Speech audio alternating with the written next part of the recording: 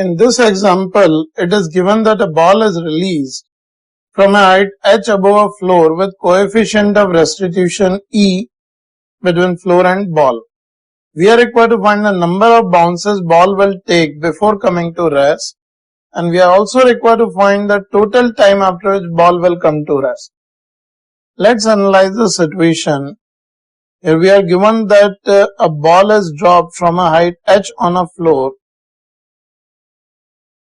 It's quite obvious if the ball is dropped from a height h, it will strike the ground with a speed u, which is given as root 2 gh.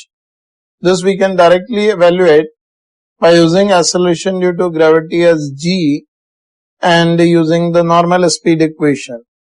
Now, as coefficient of restitution is e, the ball will rebound with a speed which is e times the approach velocity. As we know that for restitution, it is separation velocity upon approach velocity. In this case, approach velocity is obviously u.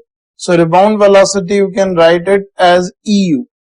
So, obviously, as e is less than 1, obviously it is also more than 0, because if the value of e is 0 for a perfectly inelastic collision, the ball will not rebound.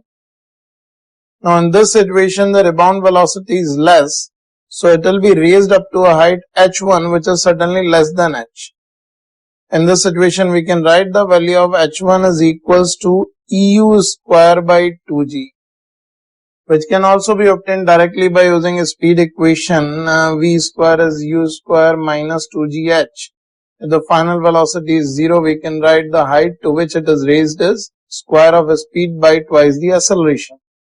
We substitute the value of this u over here, see what we'll be getting.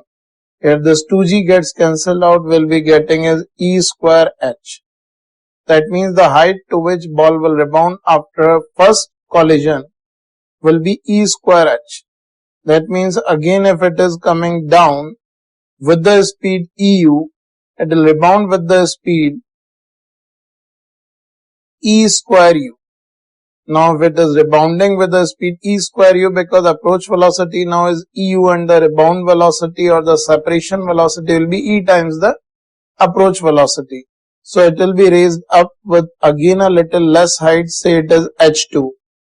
So here we can write h2 is equals to e square h1. With the same relationship we can deduce it. If you put the value of h1, it is e4h. Similarly, it will be raised up and so on. This will move on. I have just drawn the figure for the simplicity, otherwise the ball would be bouncing back and forth at the same position only or on the same vertical line. This I have drawn for the simplicity only. So here after third bounce, I can write h3 will be e square h2. So it will be e to power 6h and so on. Here you can see that we are getting a geometric progression with the common ratio equals to e square, which is also less than 1. So we can see in this situation it is a GP with the common ratio less than 1. This implies it is a converging geometric progression. This implies it will have infinite number of terms. That simply means if a speed is decreasing down with GP, initially it was u, then it is eu, then e square u, then obviously up to infinite bounces, it will be having some speed and it is decreasing with the common ratio e square. So here we can directly write number of bounces before coming to rest will tend to infinity.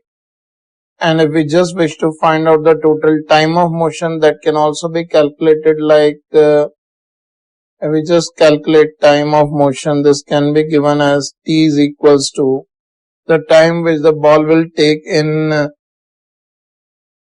moving from a starting point to the first point of collision. It will be u by g, where u we can write as root 2 gh, plus for the second bounce we can say it will move up and then come down, so it will be twice of eu by g, because the speed will be eu, So EU by G it will take in going up and EU by G it will take in coming down.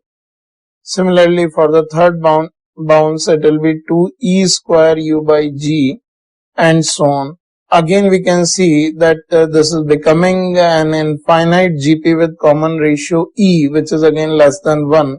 It is a converging GP. It can be easily calculated just by taking U by G common. Here U by G will be common and the term will be having is 1 plus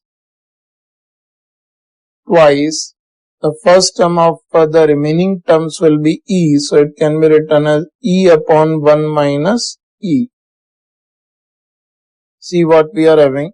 How I have written, because if this is a converging GP, the sum of all terms of a converging GP can be written as first term divided by 1 minus common ratio.